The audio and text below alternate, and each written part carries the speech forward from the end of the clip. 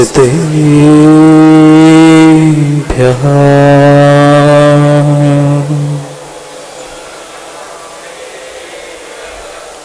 श्रीमद् गम्भीरो स्याद्वामोघलाञ्छनम्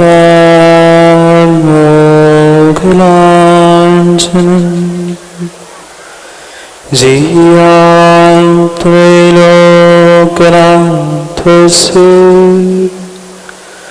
शासनं जनशासनम्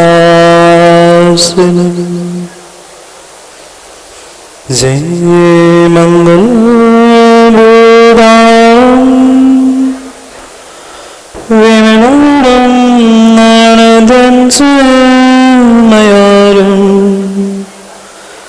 तैलस्यारं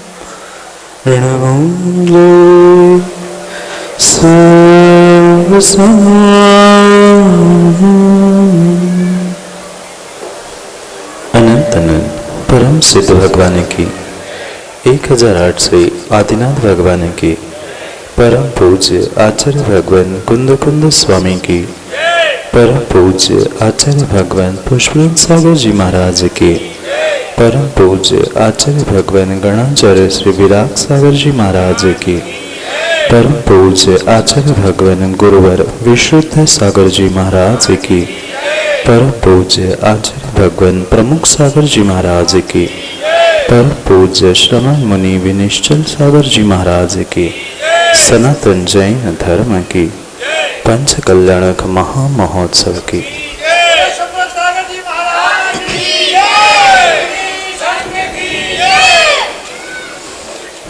अंतिम तीर्थेश्वर वर्धमान स्वामी के शासन में हम सभी विराजते और उनकी यह पावन पीयूष देशना हम सभी के लिए परम उपकारी।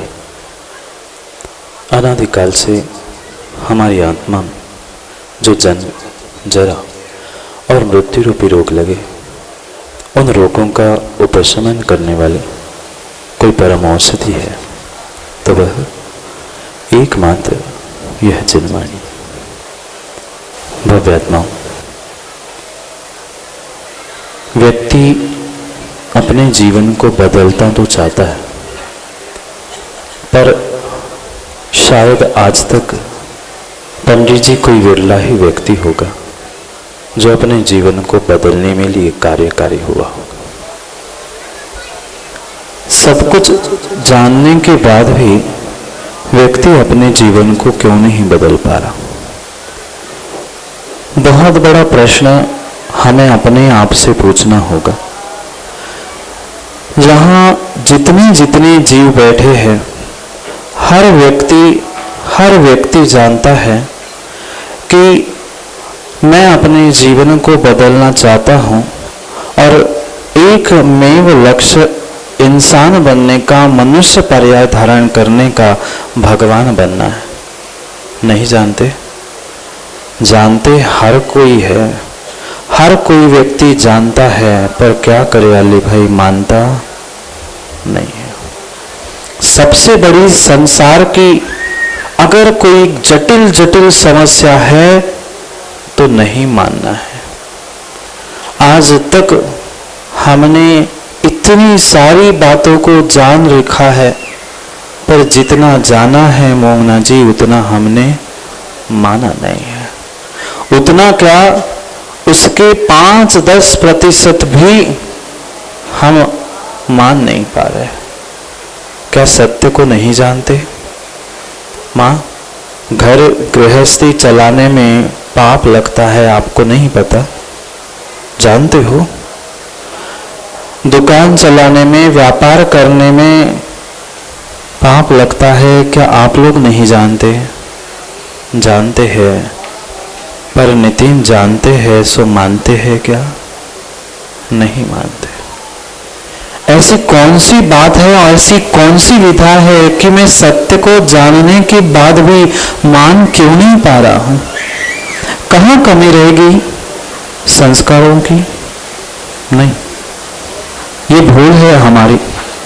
आज तक हम यही भूल करते आए कि हम दूसरों को दोष देते रहे। माता पिता ने संस्कार नहीं दिए, कभी गुरु का सानिध्य नहीं मिला, कभी परमात्मा नहीं मिले। ये सब पंडित जी व्यर्थ की बातें हैं। आज पहली बार हम न इंसान बने हैं, न हम पहली बार देव शास्त्र गुरु के सानिध्य को प्राप्त कर रहे हैं। ये हमारे अनादि के संस्कार थे, सच्चे देव शास्त्र गुरु की आराधना करने के। वही संस्कार आज हमें यहाँ इस पंच कल्याणक के पंडाल में बिठाल के रखे। फिर संस्कार होने पर भी हम अपने जीवन में बदलाव क्यों नहीं कर पाए? सत्य जानने पर भी हम सत्य को मान क्यों नहीं पाए? कौन सा ऐसा बीच में आने वाला पत्थर है, कौन सा ऐसा ऑब्स्टेकल है, बाधा है, जिसके कारण से मैं लक्ष्य तक नहीं पहुंच पा रहा हूं, सत्य को पहचान नहीं पा रहा हूं? और कोई बाहर का बाधा उत्पन्न करने वाला निमित्त नहीं है, अपितु मेरे ही भीतर बैठा हुआ जो अहंकार है वो संस्कारों को फलीभूत होने नहीं दे रहा। विचार करना, क्या सत्य को लालू नहीं जानते? जानते हैं, पर मात्र और मात्र उस रावण की भांति इतना सा अहंकार है, बस थोड़ा सा इतना कर लूं फिर छोड़ दूंगा। रावण का क्या हुआ? क्या रावण ज्ञानी नहीं था, विद्वान नहीं था? पंडित जी, पंडित नहीं था, सब कुछ था। इतना ज्ञान, इतनी विद्वता, इतनी पंडिताई उसके पास थी कि अगर वह अपने संस्कारों का, ज्ञान का सदुपयोग करता तो शायद उसी पर्याय से मोक्ष भी चला जाता। पर क्या करे? एक छोटा सा अहंकार, एक छोटा सा अहम उसके भीतर बैठा था कि मैं विद्याधर और भूमि गोचरी के सामने कैसे झुकूं? मात्र एक बार उस राम को मैं जीत लूंगा, सीता को वापस कर दूंगा। कुछ कर पाया सीता का कुछ कर पाया मां? नहीं कर पाया। पर सीता का तो कुछ नहीं कर पाया, पर स्वयं का तो सब कुछ बिगाड़ कर बैठ गया। मात्र और मात्र छोटा सा भीतर बैठा हुआ अहंकार उसे डस रहा था, सता रहा था कि मैं भी कुछ हूं। जब तक सुखदा जी मंत्री मैं कुछ हूं, ये जब तक भीतर की हो की आवाज आ रही है तब तक तो कुछ भी नहीं है। ब्रह्मांड का हर व्यक्ति, हर इंसान, हर मनुष्य जानता है मोक्ष मार्ग से ही कल्याण होगा, भगवान बनने से ही कल्याण होगा, भगवान के पास पहुंचने से ही कल्याण होगा। पर पहुंच पाया? नहीं पहुंच पाया। कब तक निमित्तों को दोष देंगे? कब तक कर्मों को दोष देंगे? व्यक्ति कर्मों को दोष देता है पर अपनी करतुती को पहचान नहीं पाता। जब तक स्वयं की करतुती नहीं सुधरेगी तब तक तुम्हारे कर्म सुधरने वाले नहीं हैं और अनादि के संस्कार बदलने वाले नहीं हैं। विचार करो मां, विचार करो। घर में कभी नारियल की चटनी बनाई? नहीं बनाई। घर में कभी नारियल की चटनी बनाई? क्या उस नारियल के चटनी को बनाने से पहले जो नारियल आपने फोड़ा था एक बार में फूटा था? नहीं। एक नहीं, दो नहीं, तीन नहीं, 4-5 बार, कभी कभी तो 10-10 बार उस नारियल को पटकना पड़ता है, तब जाकर वह नारियल फूटता है और फिर जाकर चटनी खाने को मिलती है। फिर एक नारियल को फोड़ने के लिए 10 बार के संस्कार आवश्यकता थी, 10 बार के संस्कारों की आवश्यकता थी एक नारियल को फूटने के लिए। फिर हमारे तो 148 का कर्म है, कैसे फूटेंगे एक नारियल? नहीं देखा? एक नारियल को फोड़ने के लिए 10-10 बार पटकना पड़ता है, तो फिर हमें अपने कर्मों को फोड़ने के लिए कितने बार पटकना होगा? किसको पटकोगे लालू? मंत्री जी को मत पटकना। हने तो महाराज ने कहा, महाराज जी हम आपकी बात बिल्कुल मानते हैं, महाराज ने कहा पटक लो, दूसरे को पटक ला, दूसरों को नहीं। आज तक यही भूल करते रहे, जो जो हमने सुना, जो जो पढ़ा, सबका प्रैक्टिकल हमने दूसरे के साथ किया, अपने साथ आज तक कोई प्रैक्टिकल किया ही नहीं। पटको पटको, थोड़ा सा अपने आप को पटको। कहाँ? भोगों के नाली में नहीं। भोगों के नाली में पटक पटक के तो नाली के कीड़े बन ही गए हैं। बुरा लग रहा है? बुरा लग रहा है? बुरा नहीं लग रहा अल्ली भाई? फिर कभी कल्याण नहीं होगा। थोड़ा सा तनक सा बुरा लग जाता ना, तो थोड़ा सा सुधार हो जाता। हमें भोगों के नाली में अपने आप को नहीं पटकना था, हमें देव शास्त्र गुरु के चरणों में अपने मस्तक को पटकना था। पटकने का मतलब जाके लहू लुहान करके सर पटक के नहीं आ जाना। नहीं तो प्रियम के महाराज जी दूसरों को नहीं पटका, हम सर पटक के आ गए, आप बताओ इलाज क्या है? शरीर को मत पटको, शरीर की क्रियाओं में मत उलझो। कभी तो अपने भीतर के कर्मों के बारे में और स्वयं के बारे में सोचो ना, कि कितना समय हमने अपने आप के लिए दिया और कितना समय हमने अपने शरीर और शरीर के संबंधियों के लिए दिया। पक्का है आज तक जितना जितना समय हमने दिया वह वास्तव में ना हमने आत्मा के लिए दिया, ना आत्मा के पड़ोसी शरीर के लिए दिया, ना शरीर के पड़ोसी किसी सगे संबंधियों को दिया। थोड़ी सी स्थूल व्यवहार की और बात कर लो, फिर पहुंचते हैं आते। जितना जितना हमने समय दूसरों को अपना बनाने में किया, क्या उतना समय हमने अपने आप को विनी अपना बनाने के लिए किया? नहीं किया। हमने अपने आप को समय नहीं दिया, न अपनों को समय दिया, पर जो बाहर के हमें सपने दिखा रहे थे उनको अपना बनाने के लिए हमने अपनों को छोड़ दिया। दूसरों को अपना बनाने के लिए हमने अपनों को छोड़ दिया और अपनों के पीछे हमने अपने आप को छोड़ दिया। ना अपने आप को समझने के लिए समय है, ना अपनों को समझने के लिए समय है।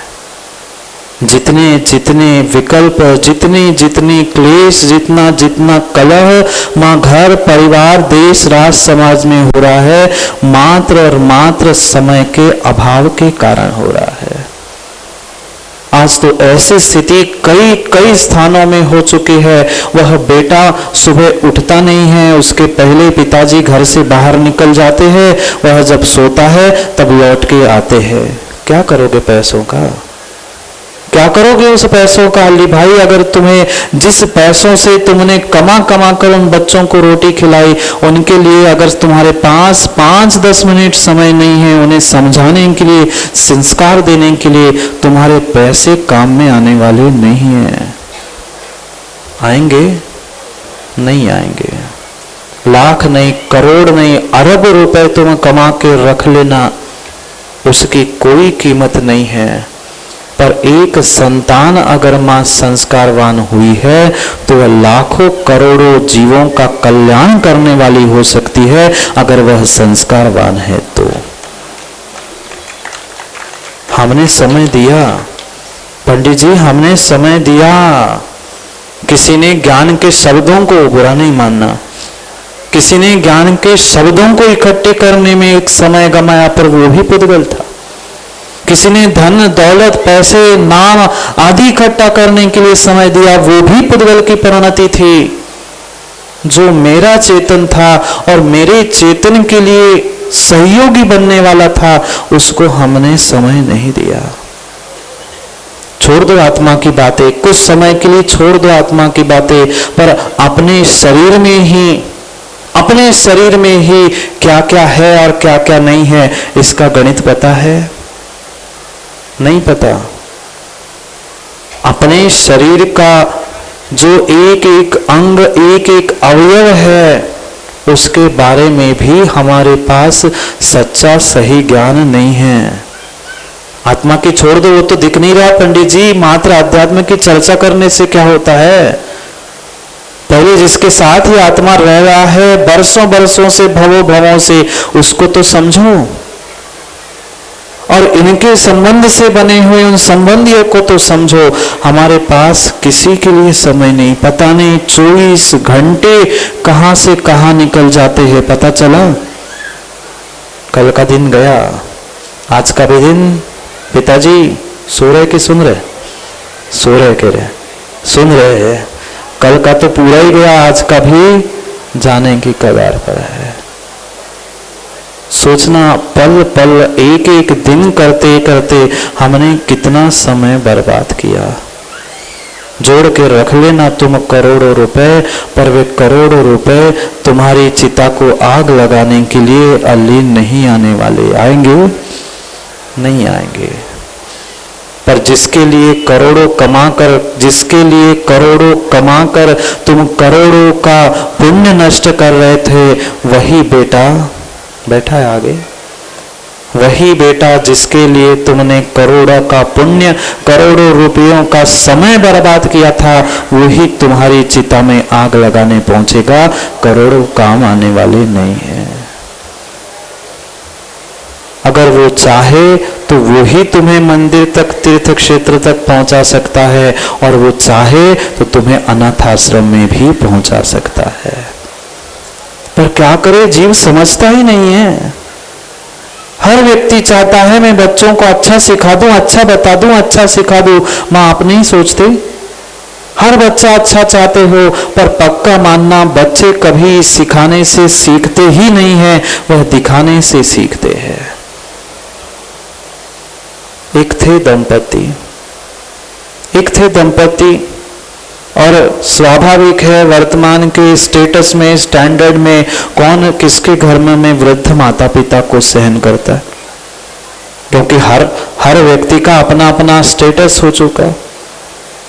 ऐसी कुछ घटना घटी, माता पिता ने मर मर कर पैसे इकट्ठे किए, खूब बच्चों को पढ़ाया और फर्स्ट क्लास ऑफिसर बना दिया।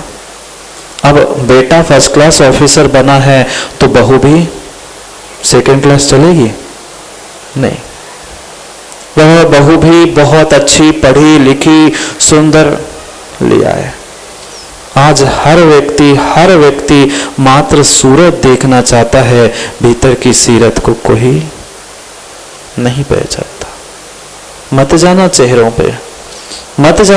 पे, सुंदर चेहरे धोखा दे सकते हैं, सुंदर चेहरे धोखा दे सकते हैं, पर सुंदर भले ही चेहरा नहीं हो, पर जिसका चारित्र सुंदर है, वह भले ही बाहर से कितना ही कैसा हो, पर वह तुम्हारे जीवन के लिए संभालने वाला हो सकता है। दोनों फर्स्ट क्लास ऑफिसर, और दोनों को अपने फ्रेंड सर्कल, अपने अपने मित्र, उनसे फुर्सत कहाँ। माता पिता गांव में रहते थे, अब वृद्ध हो गए थे बेचारे माता पिता। उनकी भी एक ही उम्मीद थी कि बेटा है, मैंने जी जान लगाकर उस बेटे को पढ़ाया है, अब तो कम से कम वृद्धावस्था में संभालेगा। पर उनके पास कहाँ समय था। फिर भी हिम्मत करके माता पिता पहुंच गए उस बेटे के घर में। बहू आ चुकी थी और वो भी बहुत पढ़ी लिखी, ज्यादा पढ़ी लिखी काम के नहीं होते, जो अव्यवहारिक होकर मात्र बाहर का ज्ञान प्राप्त कर रहे हैं, उनका ज्ञान काम का नहीं है। ये कमाने के लिए है, पर संस्कार प्राप्त करने के लिए नहीं। जैसे तैसे वे पता पूछते पूछते उस बेटे के घर में पहुंच गए। कुछ ही समय बीता होगा, शायद 15-20 दिन, महीना भी नहीं हुआ होगा। बेचारे वो पिताजी की जो अर्धांगिनी थी, एकमात्र जो सच्चा सहारा था अंतिम समय में बुढ़ापे का, वह बेटे की माँ, दादी माँ खत्म हो गई। अब तो बेचारे पिताजी अकेले पड़ गए। इन दोनों को समय नहीं, अपना कमाओ, अपना काम करो, घर में 50 नौकर लगे हैं, सब व्यवस्था है, पर उन नौकरों से क्या करना था? नौकरों से क्या करना था? खाने के लिए घर में क्या खाते हो कक्का? घर में सोने के, चांदी के, हीरे जवाहरात से जड़े हुए बर्तन हो सकते हैं सुरेश दादा? चांदी के, सोने के बर्तन है, पर उस चांदी सोने के बर्तन को खाओगे क्या? मोहना जी, खाओगे क्या सोने चांदी के बर्तन? नहीं। चाहे सोने चांदी प्लैटिनम, चाहे लोहे के बर्तन हो, बर्तन तो बर्तन थे, खाना तो उसके भीतर की दाल और रोटी ही थी। मर रहा है व्यक्ति पैसे कमाने के लिए, धन कमाने के लिए, ये भूल रहा है सोने चांदी के बर्तन, ये आलीशान महल, आलीशान बंगले, ये मात्र तुम्हारे अहंकार की पुष्टि करने वाले हैं, तुम्हारा पेट भरने वाले नहीं हैं। कितनी रोटी मोमना जी, कितनी रोटी? 3-4, सुबह 4, शाम को 3। मैं रोटी नहीं गिन रहा हूं, पर पूछ रहा हूं कि लगभग हर व्यक्ति भी खाएगा सुबह शाम 10 रोटी, 15 रोटी, इससे ज्यादा नहीं। पर उतनी रोटी खाने के लिए वह पेट की भूख कितनी थी? 10 रोटी, 15 रोटी। और पेटी की भूख अरबों खरबों रखे हैं तो भी छूट नहीं रहे हैं। पैसे जोड़ते व्यक्ति भूल जाता है, मैं इंसानों से दूर हो रहा हूं, मैं अपनों से दूर हो रहा हूं, मैं अपने आप से दूर हो रहा हूं। दोनों कमाने में मशगूल हो गए, भूल गए कि मेरी भी आने वाली संतान है, और मैं जो अपने माता पिता के साथ करूंगा वही संतान मेरे साथ भी करेगी। कुछ समय ही बीता था, वह दादाजी पत्नी के सदमे से उभर नहीं पा रहे थे, तब तक नाती हो गया, पोता हो गया। खुश हो गए, चलो कोई आधार मिल गया। कुछ समय उसको बड़ा करते करते उस दादाजी का समय बीत गया। अब पोता भी बड़ा हो गया, और उन दोनों ऑफिसर पति पत्नियों का स्टैंडर्ड और ऊपर बढ़ गया था।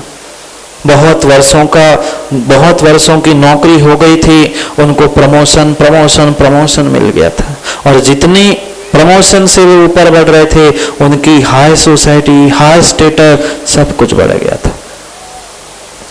मित्र सहेली घर में पहुंचते थे, पूछते थे, ये दादाजी कौन है? आप होते तो क्या बोलते? जो विचार करना, जिसने जन्म दिया होगा उस दादाजी को वे कह रहे थे, उस पिता को वह बेटा कह रहा था, कोई नहीं, वो गांव से मैंने नौकर बुला के रखा है बेटे को संभालने के लिए। सोचना उस पिता पे क्या बीती होगी। पिताजी सोचो, उस पिताजी पे क्या बीती होगी। तुम्हारे बनने वाले तीर्थंकर भगवान को पिता बनकर तुम 5 दिन में खुश हो रहे हो, और फिर उस पिता के बारे में सोचो जिस पिता का बेटा कह रहा है कि मैं नौकर लाया हूं अपने बेटे को संभालने के लिए। माँ, ये किंचित भी भूल मत करना कि बच्चों को कुछ समझ में नहीं आता। 2 साल नहीं, 3 साल नहीं, 1 साल के वह बालक को भी तुम पाप कर रहे हो, सही कर रहे हो, गलत कर रहे हो, समझ में आता है।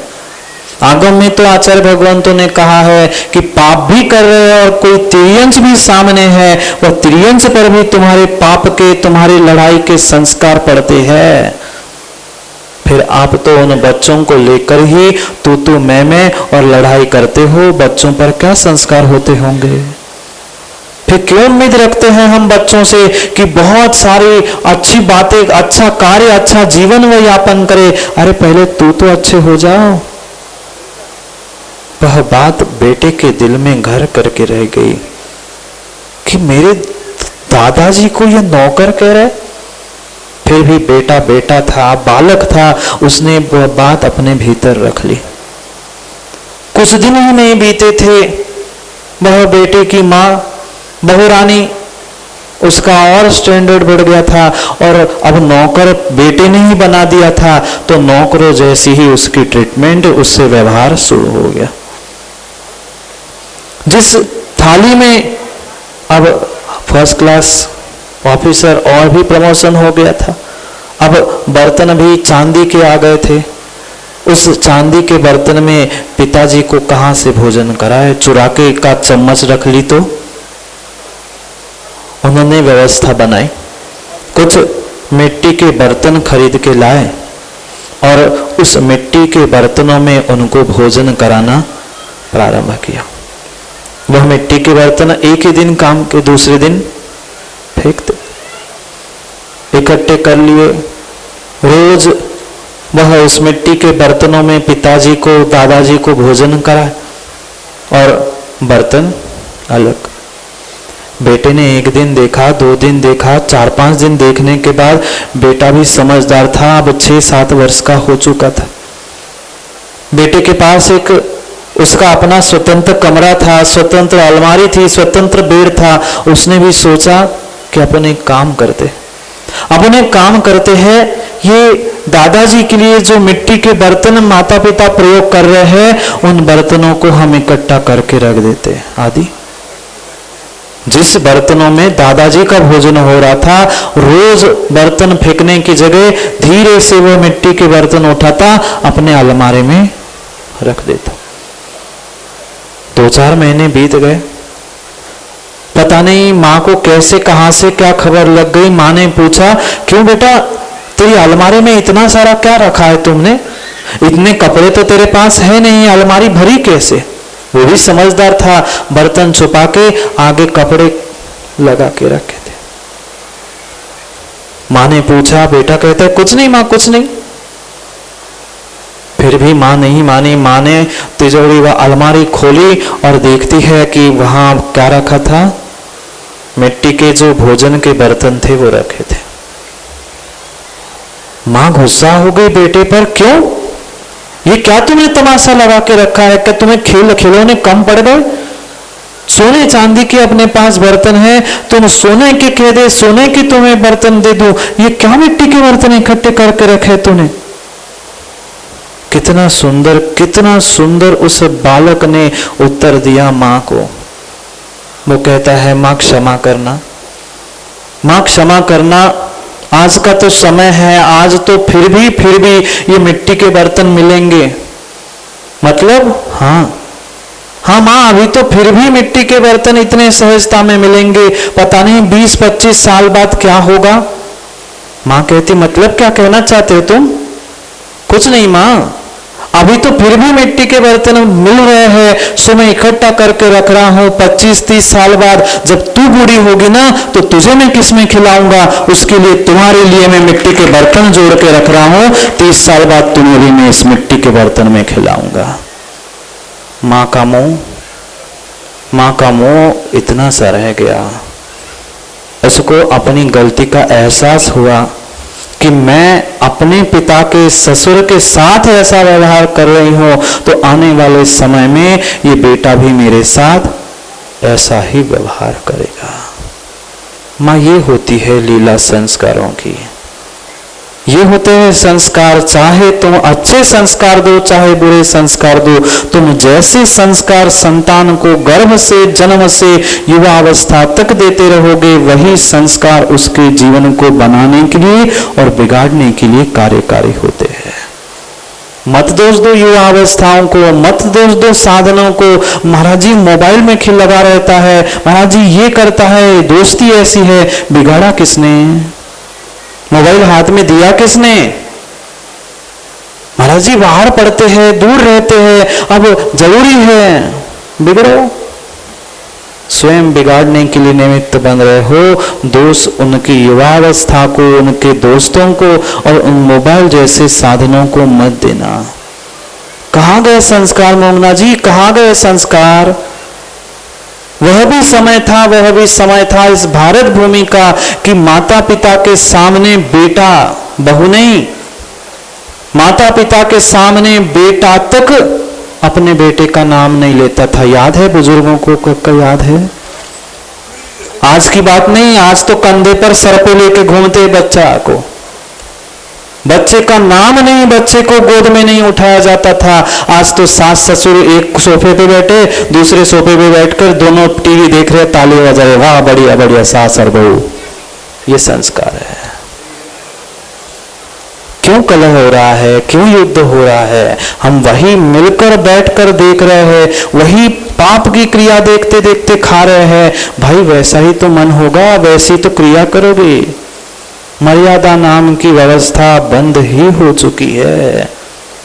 घर में कोई बुजुर्ग पहुंचने से पहले महेंद्र भाई खांसी नहीं भी हो तो भी, अब नहीं, पहले की बात बता रहा हूं, कमरे में घर में पहुंचने के पहले वह बेटी बहू की मर्यादा इतनी मर्यादा थी कि सास ससुर को भी खांस के पहुंचना था कि आ गए। आज वे दिल्ली पर ही बैठ के चल रहे हैं, मोबाइल गैलरी में घूम रहे, कहीं छत पे घूम रहे, कहीं बाजार पे घूम रहे हैं। क्या दोगे तुम आने वाली समाज को, क्या दोगे तुम आने वाली संतान को? मां कुछ क्षण तो विचार करो। आज गर्भ कल्याणक है ना, उत्तर रूप। सोचो, विचार करो। अगर आज हम समझे नहीं, संभले नहीं, तो आने वाली समाज को हम कुछ भी देने वाले नहीं है। मात्र और मात्र मर्यादा ही लिखी है साधु के लिए और स्त्री के लिए। महिला और साधु इन दोनों का पर्यायवाची कोई नाम है तो मर्यादा है। जो मर्यादित है वही साधु है और जो मर्यादित है वही महिला है। मर्यादा टूटी, जब पानी की मर्यादा टूटती है तो पता नहीं कितने कितने गांव तबाह हो जाते हैं। ऐसे ही अगर उस महिला की और साधु की मर्यादा छूट गई तो समाज तहस नहस हो जाती है। मर्यादित हो जाओ। हम अपने अहंकार को तो मर्यादित नहीं कर रहे हैं, हम अपने समय को मर्यादित कर रहे हैं, अहंकार को बढ़ा रहे हैं। संस्कारों को बढ़ाओ, अहंकार को घटाओ। फिर क्या करें? उसके लिए हमारे पास स्वयं के लिए समय नहीं है। रख लेना मिट्टी के बर्तन अपने पिताजी के लिए। बेटा भी नितिन तुम्हारे साथ वही व्यवहार करेगा जो तुम अपने माता पिता के साथ व्यवहार करते हो।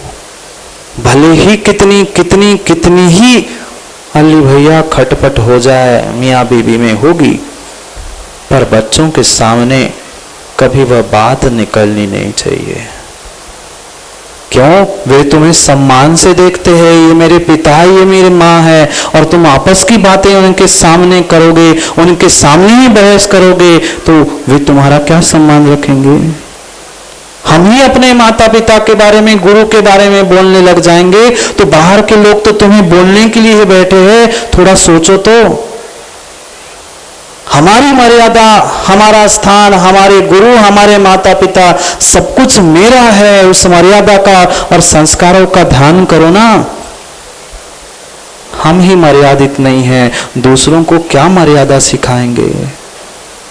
कितनी ही बना लेना लक्ष्मण रेखा, पर लक्ष्मण रेखा अगर मेरे परिणामों की, मेरी परिणति की नहीं है तो दूसरे के लिए लक्ष्मण रेखा खींच के करोगे क्या? दूसरों को मर्यादा सिखा के करोगे क्या? मां थोड़ा सा समय दो, थोड़ा सा समय दो आने वाली संतान को।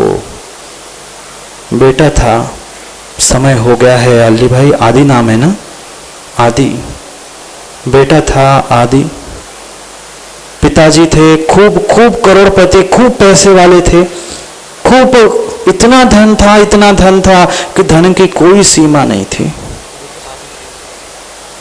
और इतना इतना कमाने में व्यस्त था कि उसे घर परिवार के लिए समय ही नहीं था।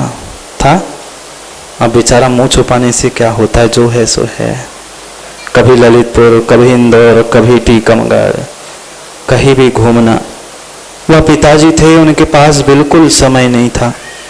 एक दिन बेटे से रहा नहीं गया, बेटा पूछता है, पिताजी अब मैं 7-8 वर्ष का हो गया, मात्र आपको सुनते देखते ही समय बीत गया। रविवार का एक दिन मिलता है, वो भी आप अपने मित्रों के साथ चले जाते हो, कुछ समय हमें भी दे दो ना। तो उतना कह ही रहा था, आदि पिता ने कहा, बेटा परेशान नहीं करो यार, काम है, रविवार है सो क्या हो गया, थोड़ा सा काम है, हिसाब करना है पूरे महीने का, उसको ऑडिटर को देना है, ये वो। कहता है पिताजी, आदि पूछता है, अली भाई पिताजी एक छोटा सा बस आखिरी प्रश्न है, बस आखिरी प्रश्न है पिताजी, उसका उत्तर दे दो, मैं पुनः परेशान नहीं करूंगा। उसने कहा ठीक है भाई, बेटा है, जन्म दिया, आप इतना तो उत्तर देना ही पड़ेगा। आदि ने पूछा कि पिताजी आप 1 घंटे में कितना कमाते हो? सौदाम जी, बेटे ने पूछा 1 घंटे में आप कितना कमाते हो? हिसाब कर लिया पिताजी ने, गुना भाग घाट वाट सब कर लिया और बता दिया, लगभग घंटे भर में मैं 20-1 हजार रुपए कमा लेता हूं। आदि खुश हो गया, उसने कहा पिताजी 20,000? बस। बेटा दौड़ के पहुंचा, अपने कमरे में पहुंचा और उसके पास जो मिट्टी के कुछ गुल्लक रखे थे उसने फोड़ दिए और जितने पैसे उसमें बटोरे उसमें से लगभग उसने 21,000 उसमें सभी गुल्लकों से इकट्ठा कर लिए और जाके पिताजी के हाथ में रखता है, पिताजी ये रहे 20,000 रुपए, आपके 24 घंटे में 1 घंटा मुझे दे दो, ये 20,000 रुपए मैंने आपको दे दिए। तालियां बजाने अपने लिए।